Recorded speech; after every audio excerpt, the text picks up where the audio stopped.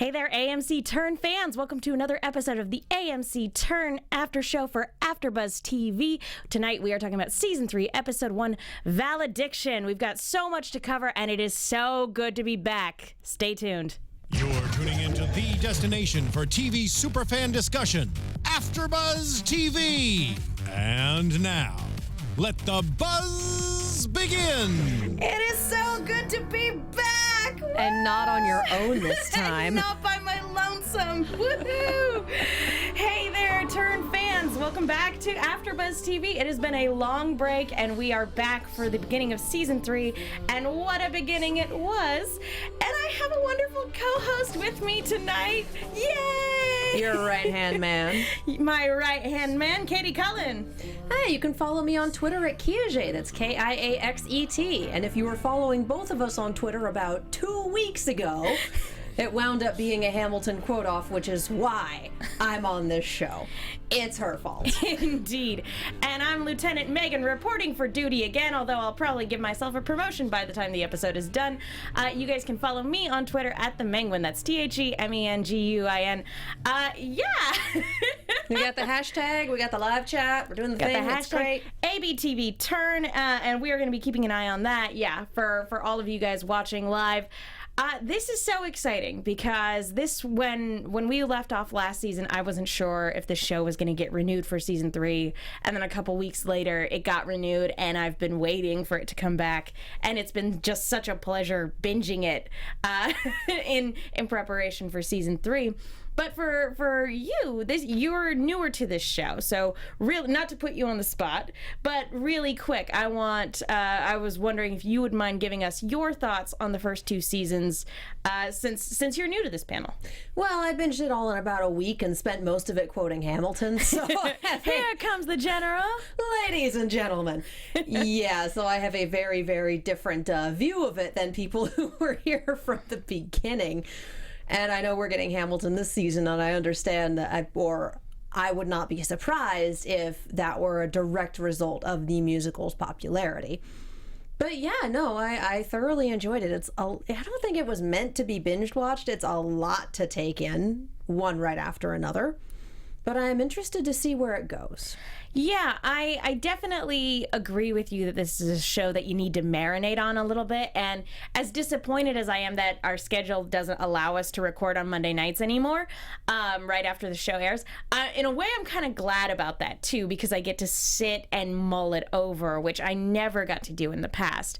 So it's kind of nice to like sit here and like settle for a little bit. So now that we've had an evening to settle on this episode, thoughts on this first episode? Just initial thoughts. See, I pretty much end every episode going, oh my God, he's going to die. Why are you awful at your job? Abe is a pretty terrible spy. Abraham is a terrible spy. The women in his life are extremely good at what he should be doing. It's one of them doesn't want to do it. It's absolutely hysterical that Mary has become the most competent spy in the Culper Ring. Yeah, pretty much. And she doesn't want to be there. She doesn't. And it's so fascinating to watch her work. But she's invested in being a good spy for the sole purpose of keeping Abraham alive.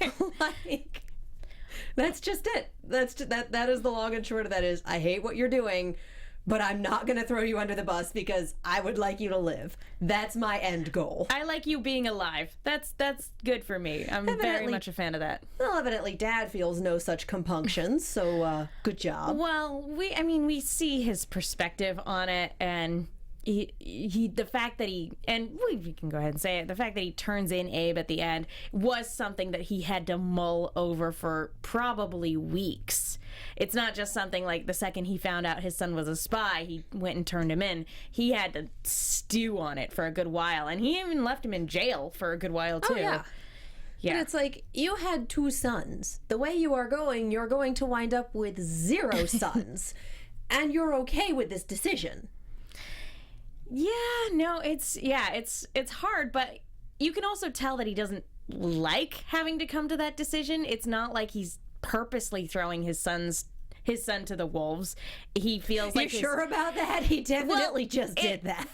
From his perspective, Abraham has made his bed and now he should lie in it because his job is enforcing the law. He's extremely lawful good. And up until this point, he was very happy enforcing the law when it suited his needs, when it was profitable for him. Like, oh yeah, I'm going to enforce the law in this situation so that I can get crop and sell off another man's property because I just happen to not like him.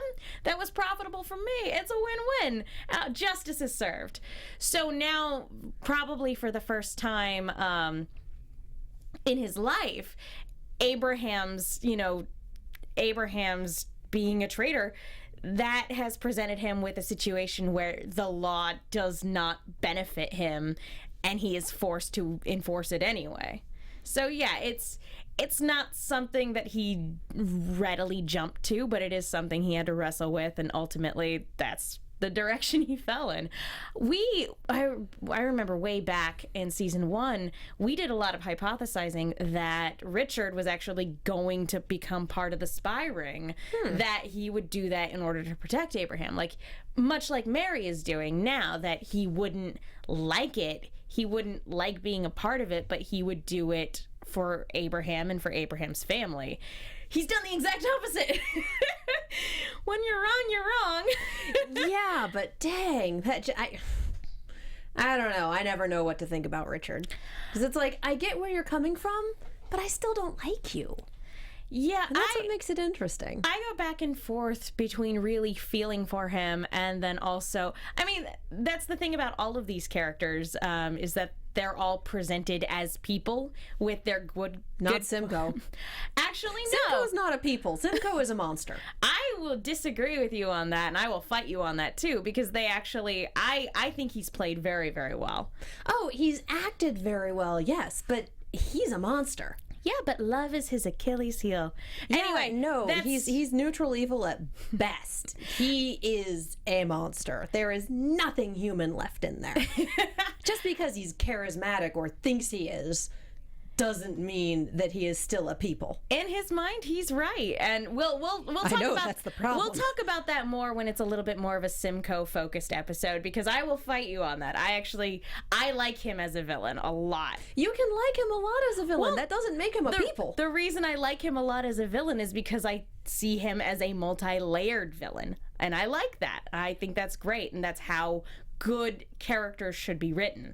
And that's what we see with Richard, is that he will do good things, objectively good things, and then he will fall back on them, and then he'll do things that go contrary to Abraham's goals, but in his mind is the right thing to do. So he's not an evil father. He could have very well been played as just the as the obstinate father who would just stop his son no matter what, or never attempt to understand. And you don't see that. Again, it took him weeks to wrestle with that decision. And even when he's saying it, you can tell it's breaking his heart to throw his son under the bus like that. Yeah. Yeah. Like, he is a moral person. Yeah, I do find him interesting. I do find him well-rounded. He's got a soul. But yeah, again, I compare that with Simco, and he's extremely well written. He's very clever. He's very motivated, but there is nothing in there that makes him human anymore. Like, as a human being, as someone with compassion or empathy, or I can think of the Undertale quote. We thought that compassion and empathy were what made up a soul, but I guess that's not true because humans can function without them. So that's what I'm thinking of Simco, is that he just, it's all him. He's very good at what he does, but there is nothing left in there that makes him a human being. Like I said, I'll disagree with you on that, but we need to get back to this episode and talk a little bit more about the stuff going on. Let's start with Washington's camp, because we start off with the execution of these two traitors, one of whom was a guard for Washington. And it's through this where we find out that the name Culper has been compromised because they were able to get so close to Washington. They were this close to killing him whenever they wanted to. And the fact that they were able to even get the name Culper after they had taken so many precautions, you know, so many forms of encryption on Sacket's part, you know, before he died, so much effort had been placed into protecting that name. And the fact that right here at the very beginning of season 3, oh yeah, no, that's been in John Andre's hand for a little bit.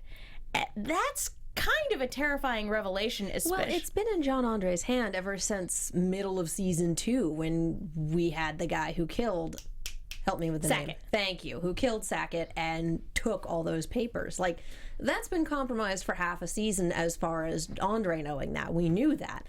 The surprise is the guard and people around camp knowing that, and that's he was close enough to be able to listen at the tent flaps and hear it when they were discussing it. So, yeah, not a good thing. Well, and the fact that there are more they know for a fact there are more people at the camp who have been compromised, who have been paid off, and they don't have any way of being able to quietly flush that out yet. And like to the point where they have to execute these 2 guys under the guise that it's a counterfeiting charge. And this one guy's last attempted words were, "I tried to kill Washington," right before he literally lost his head. Oh no, Goodbye. That was Caleb. That was Caleb. Thank you.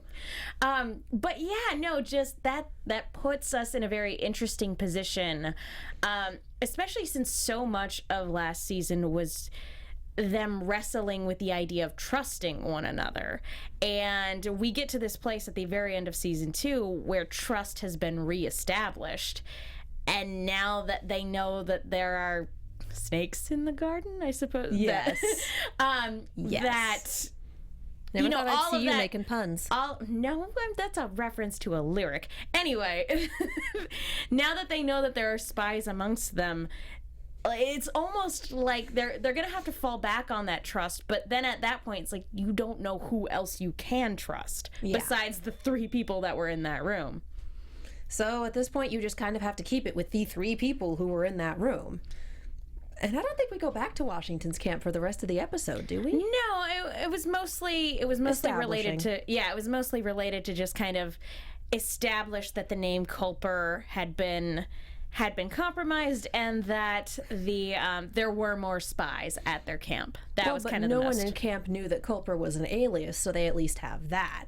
And we don't get that brought up until Simco is talking to Andre, and he says, perhaps it's an alias. Yeah. Because, God help him, it's now Simco's charge to flush out more spies, but specifically this guy. You gotta hand it to Samuel Roken. He does a lot of really interesting things with Simco's performance.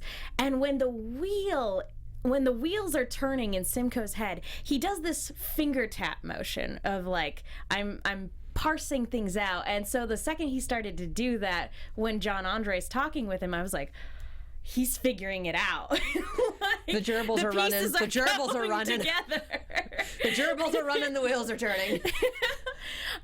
But yeah, no, and it's so funny because you can already tell he already has his suspect in mind. And that guy. Even if it turns out not to be him, it'd be super convenient for me if it was. And honestly, that ties into my predictions, given that what we saw for the promo. Thing. Thank you. I just can't words tonight. Words are not a thing that are occurring this evening. Words to make life interesting. We have the best words, Katie. We have the best words.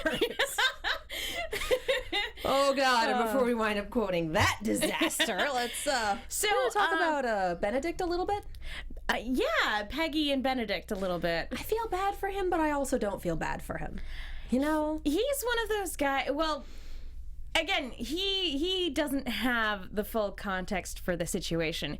If he knew that she was already betrothed or already married, he would be annoyed, but he would have steered far away. He has absolutely no reason to think why she wouldn't totally be into him, because she wrote to him specifically talking about how fond she was of him and how much she was looking forward to him coming back to Philadelphia. For somebody like pretty much a stranger to like message you like that out of the blue, at that time period that's basically like, hey. That's not actually why I feel bad for him. I feel bad for her. Like, we know why she's doing this, but it's still just like, oh, you are caught in this, honey. Yeah, no, that talk about a rock and a hard place. Oh, yeah. Part of me feels bad for him because, yeah, he did all this stuff for the union and he isn't really getting a lot of recognition for it. He isn't getting what works for him. He's supposed to be in charge of Philadelphia, but he's not really. It's only just kind of on paper. And the other part of me is just like, oh my God, get over yourself. Just get over yourself. Your ego is part of what's making this such a problem. And that's exactly what Andre knows, and that's exactly what he's angling at. Like, he's not an idiot. It's, again, we have the benefit of history. We do. But with that, it becomes kind of like a Greek tragedy in that we know the outcome. We know the fate that will befall this particular character. And so watching that downward spiral from hero of the Continental Army to America's most infamous traitor, that is a long way to go. And so to see that downward spiral again after he had been able to rally people to win and basically thrown himself into battle and constantly injuring himself as a result, and constantly not getting the praise that in his mind he's due. It's hard to watch. I wouldn't say it's quite a train wreck, but it's definitely like I said, a little Greek tragedy, a little bit going on. It's not a train wreck, but you can definitely see where this road leads, and you're just like, oh, I know what's gonna happen. I know what's can't coming. Look away. It's like when you see somebody about to be struck by a moving vehicle. You reach out and you make a concerned moan, but you can't actually help them. It's not even moving vehicle status. You're just watching this. It's like dominoes almost. It's not instantaneous. They can go for a while, but you can kind of see the end and go, yeah, that doesn't look good for anyone involved. And again, like, I am both impressed and also very sad at Peggy's circumstances because she's actively setting up the pieces for everything to fall into place for his betrayal, all the while being able to play his innocent fiance while at the same time still being in love with John Andre. She's becoming a very, very key player, and historically speaking, she was a very key player in John Andre's schemes in real life. So the way they're playing it in this show is very interesting because she is very much playing her future husband.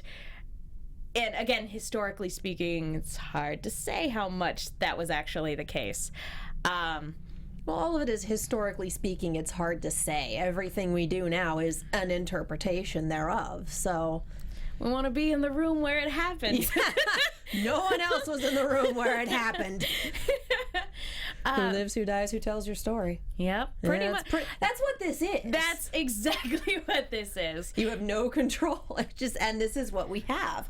Is an interpretation of these events. And it's also important to remember that history is written by the winners, and that's why something like this show is so nice to have, because even though we could have something very and we talked about this a lot in season 1, but we could have something like The Patriot where it's very clear who the good guys and the bad guys are, to the point where the bad guys are dehumanized to a ridiculous degree, with Jason Isaacs' character in The Patriot. But here, never saw it. Feel like I haven't missed much. It's a decent action movie, but if you're looking for well-rounded redcoats, it's Braveheart with different face paint, pretty much.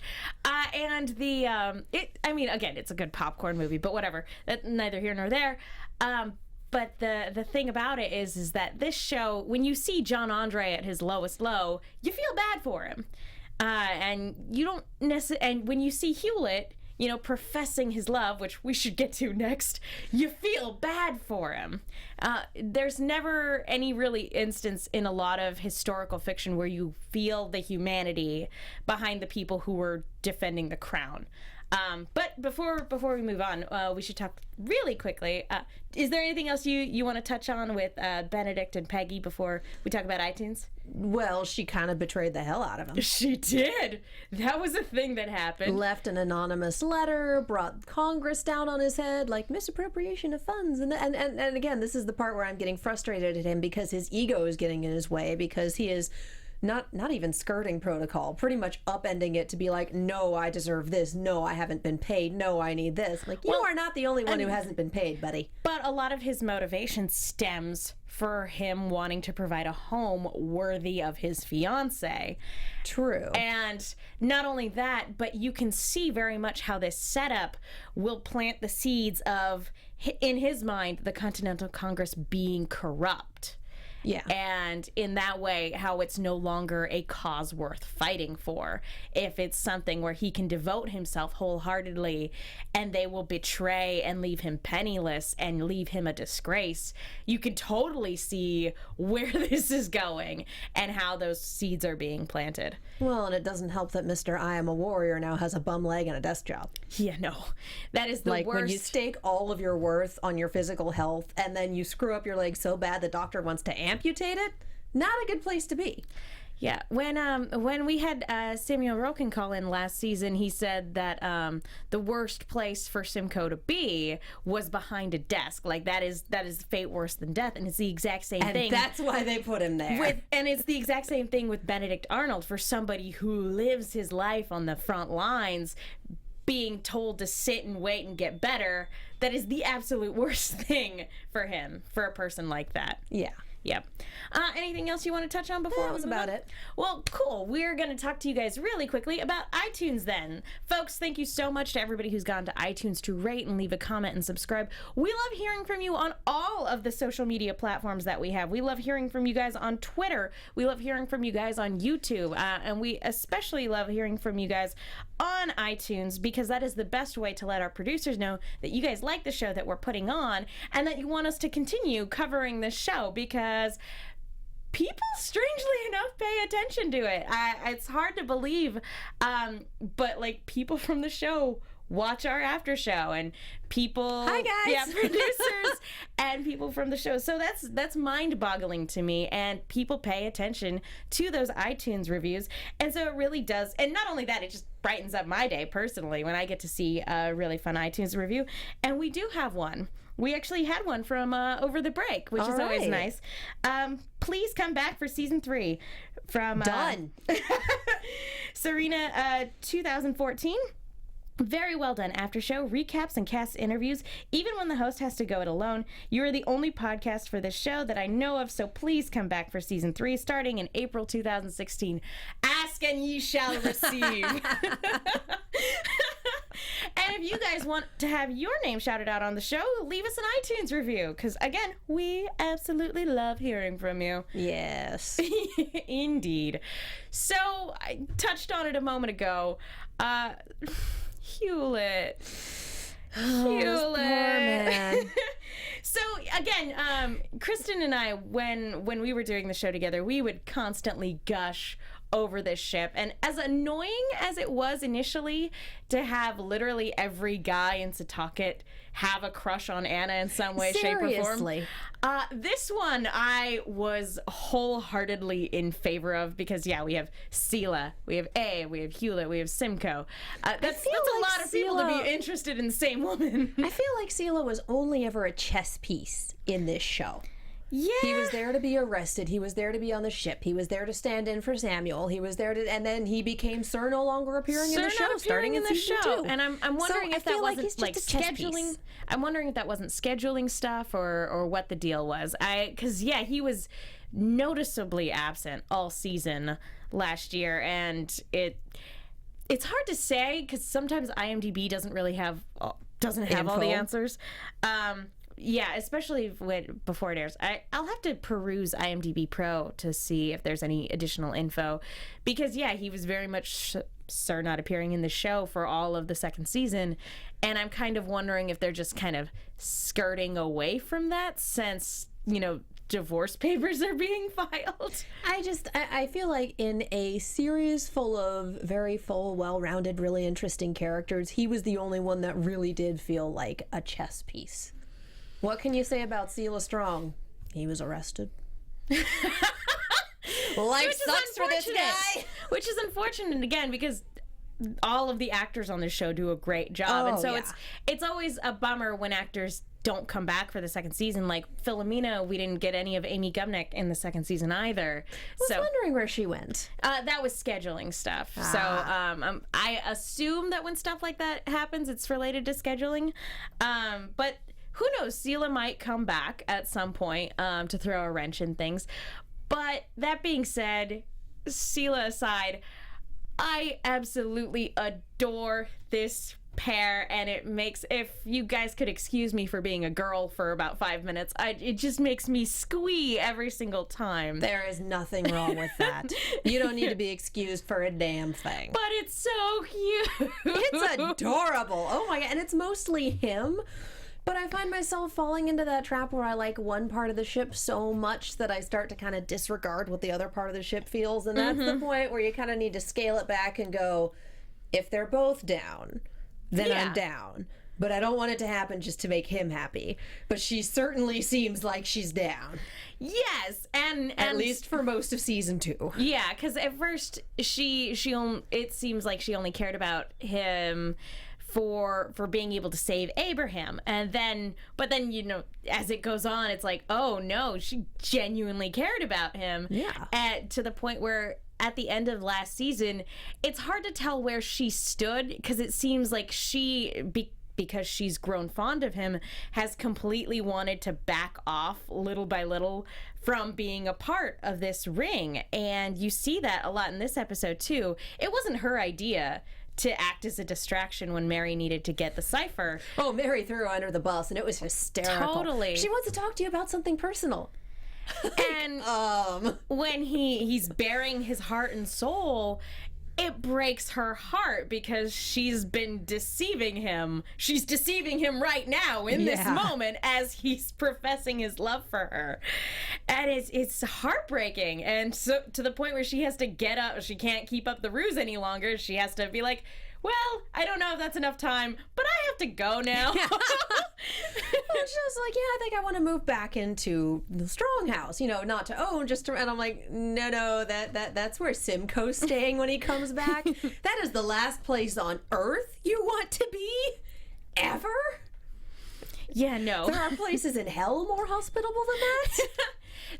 There gotta be. I mean, she doesn't. But that's the other thing, is that she doesn't really have any place to go except back to the Strong Tavern. And to an extent, there might be a certain level of sincerity there of like, I don't want to take advantage of your hospitality. Obviously, most of it was buying for time, but I really do feel like there was a certain level of like, I should probably go back home. Well, and she definitely got kicked out when Hewlett was missing for that chunk of time. Well, and once Abe and Mary leave to go back to their farm, it's just going to be her, Hewlett, and Richard. Richard doesn't like her. And Richard hates her so much. And has for quite a while. So that's kind of awkward, too.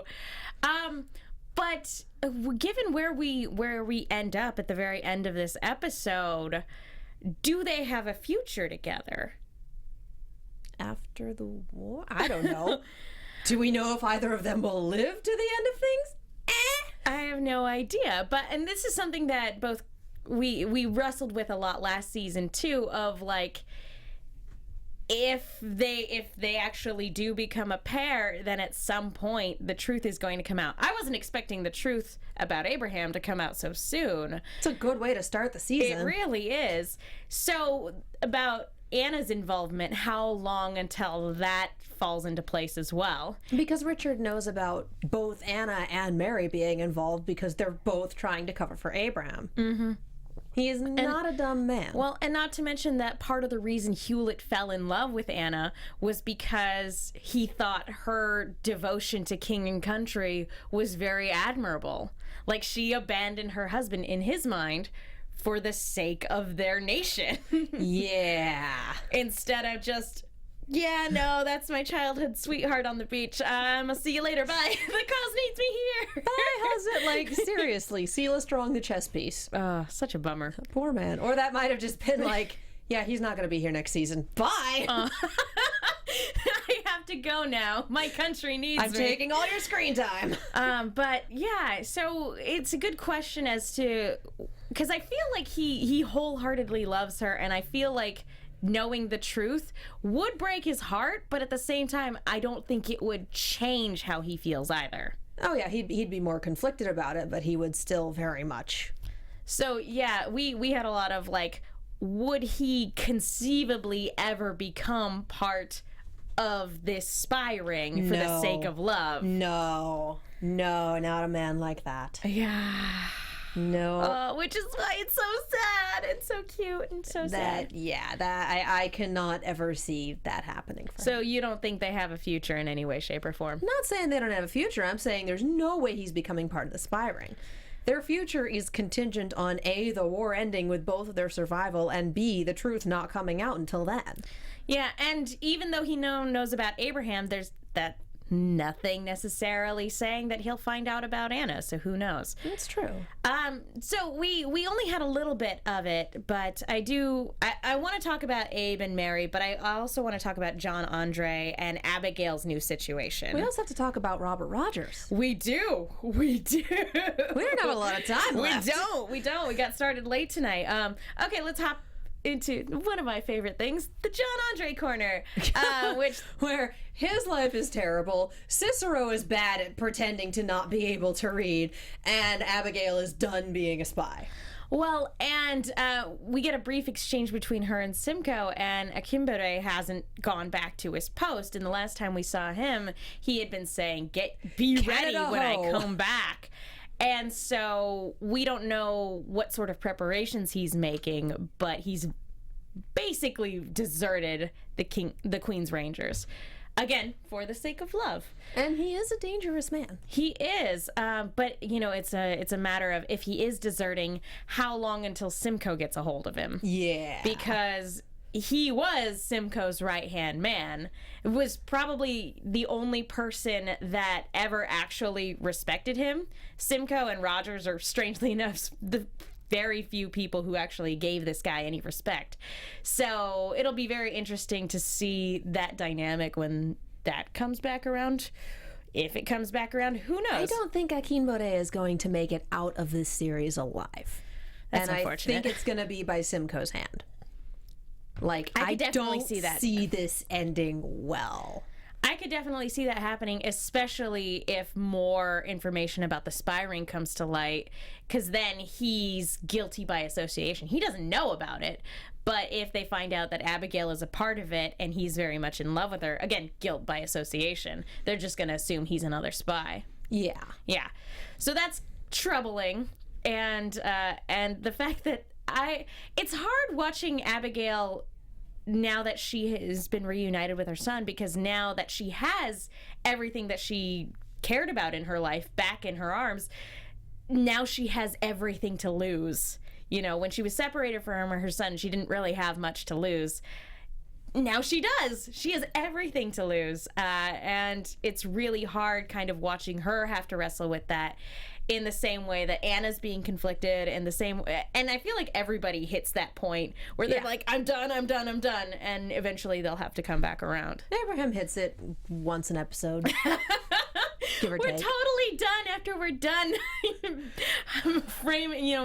faking this guy's, or no, actually killing him. Actually killing him. The letter. Faking the letter and framing Simcoe's men for it. I feel like he goes in cycles of, we're done, not as planned, oh dear God, we're done, not as planned. Like, that's his life there's one more cycle in there, and that's for the revolution. And then, shame. Not as planned, oh God. We're done. For the revolution. Sometimes they just skip for the revolution and go straight to not as planned, which is Robert Rogers showing up and being like, hey, bait. This is such a fun dynamic because we got hints of this in season 1 when Rogers basically volunteers Abe to be his spy. And then it went away for a good long while, and then we get the end of season 2 and it comes back full circle. Yeah. And so now we have Rogers wanting to use Abe as bait to get to John Andre. And Abe saying, if you're going to keep me alive, you need to help me. So Roger's actually teaching him how to not fail at life. Here's how you farm cabbages. Here's how you cover up a body. Here's how I'm going to teach you how to live. Pretty much. I'm going to teach you how to not fail at everything ever. Because he tries, but holy cow, the dude was actually probably meant to be a lawyer, and cabbage farming is just not a thing to be doing. And we see him purposefully tank being a lawyer, but honestly, I feel like that's what he's cut out for. Yeah, no, I mean, not to harp on him too much, but really, he doesn't have the head to be a lawyer. He doesn't have the head to be a farmer. He's bad at agriculture. You're bad at agriculture. He doesn't Abe. have the know-how to be a farmer. Yeah, and we see him, the times where he actually does excel is when he is in the courtroom purposely throwing a case.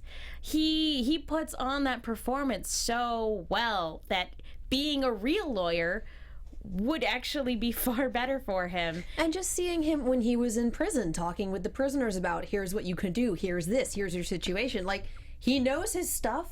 He's good at words. He's just a terrible actor and not a good farmer. Like, you're doing the wrong thing. You don't have any skill points in that class. Again, stop it. Makes sense because he's the son of a magistrate. Yeah, who went to law school. Exactly. And then things occurred. You know, his father wasn't a farmer. His father is very much in the law profession, so it makes sense. But anyway, since we're touching on Abe, it's very interesting that he is more in love with Mary now that she is very much helping him, and they make a remarkably good team. Their marriage is better than it's ever been. It's better being built on lies than it was on cabbage. And that's weird. And it's so interesting that, like, this is a really weird way to put it, but it's so weird that he is more attracted to her when they are planning murders. It's thank God we're alive sex. To an extent, yeah. That's what it is. Like, how is that a big turn on for him? Is my wife is so good at planning murders. This is the best. My wife is such a good spy. Oh my God. I feel like it's the Will Smith pose. Like, look at this woman. Yeah, that's true. But and I'm okay with that meaning not adultering with Anna. Just like, can we back away from that? I love that too. I really, because from the very beginning, as much as we like Anna and as much as we like Abe, I was never really on board with them being together. It was very frustrating whenever they... It was completely just stop. Just no, stop it. Okay, can we finish the scene and move on with our lives? If we're talking shipping, I am much, much more in favor of Abe actually falling in love with Mary in the way that she's fallen in love with him, and Anna falling in love with Hewlett, because that's just, it's adorable and it makes me happy and sad. And poor Sela. He's off in the woods. Poor Sela. I ship Sela in the woods. That's where he lives now. But one piece of information he is keeping from her is the fact that Robert Rogers has returned and is very much responsible for the injuries he's sustaining. And again, he's learning all this stuff, but it's a key piece of information that he shouldn't be keeping from Mary, because she is really, really good at bailing him out of situations he's not prepared for. So I feel like it's the miscommunication drama, and I get it because it's a spy thing, but people not communicating is one of those plot points that's either works really well in your favor or is the most annoying thing on the planet. Yeah. And Turn is really good. It's really good at using it in its favor, but occasionally you hit, oh my God, just tell her already. And 90% of the time it's with Abe. Yeah, usually, although again, this show is really good because usually when it starts to get to that frustrating, like, face-slapping point, then it comes out. Yeah. And then it's like, oh, okay, But we it's don't a have to live with train this. wreck when it comes out. And it's like, oh, man. I wanted you to tell her, but oh my God, this is worse. This is far worse than any other scenario it could have happened in. This It's is like the worst asking possible for a timeline. slice of pie and having them throw it at you. Like that's kind of what it is. It's like, well, mission accomplished, but screw you. That's what this is. A little bit, yeah. So that's definitely going to come back to bite him, unless he decides to tell her in the next episode, which, given the fact that he's been compromised, he may very well do. And I think, that being said, it's time really quickly to move into some very quick predictions. Prediction o'clock. AfterBuzz TV predictions. Oh yeah, definitely the quick one. So in the promo, we see Hewlett point, and this is something that they've been showing in the TV spots for a good long while. Hewlett pointing a gun at Abraham, saying, "I will see you hanged," And him saying, "Are you going to shoot me in front of my son?" Like, yeah, just like, oh dear. point. And this is a confrontation that's been coming to a head for 3 seasons now, because Abe has been sneaking around for a good long while.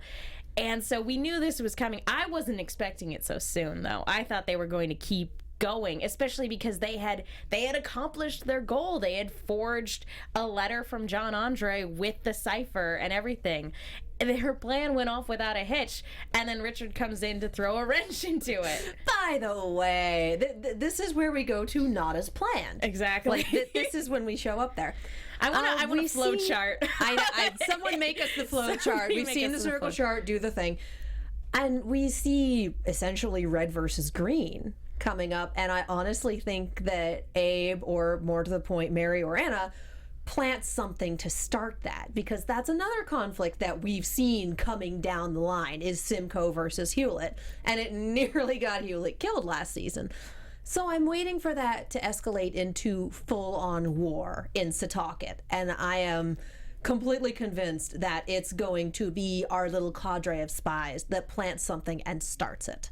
To get Hewlett out of their hair, to make a larger conflict than Abe, to buy time. Yeah. Something. It looks like the major conflict in this next episode is trying to get Hewlett to leave town.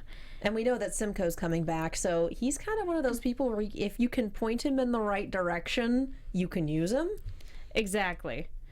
And then I think to go more is there's going to be more of Benedict Arnold being in conflict with Washington, because again his honor is being slighted, and Washington doesn't have time to appeal to somebody's vanity.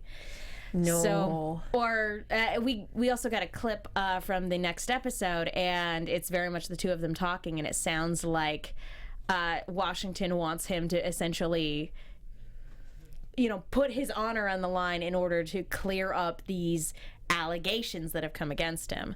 So we'll see how that goes. They should be fun and interesting. And by fun and interesting, train wreck, dominoes, Always whatever a we're train looking wreck. at, pie throwing. One of those metaphors that we've come up with. Tiny disasters that become larger disasters. Exactly.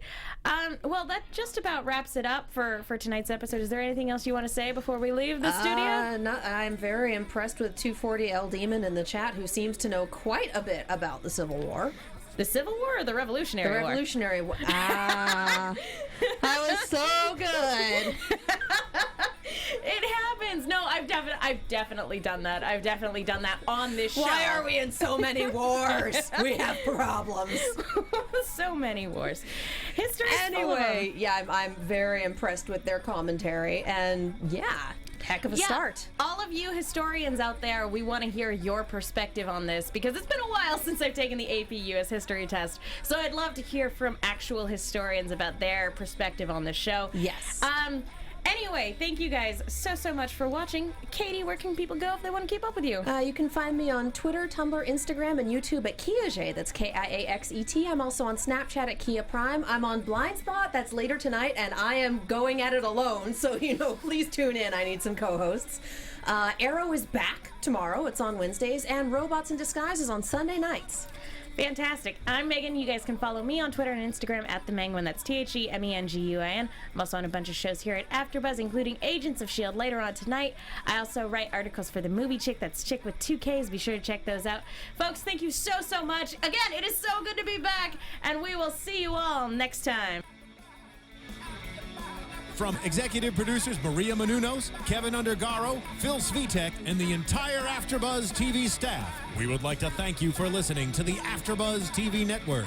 To watch or listen to other after shows and post comments or questions, be sure to visit AfterBuzzTV.com. I'm Sir Richard Wentworth, and this has been a presentation of AfterBuzz TV. For the revolution! The views expressed herein are those of the hosts only and do not necessarily reflect the views of AfterBuzz TV or its owners or principals.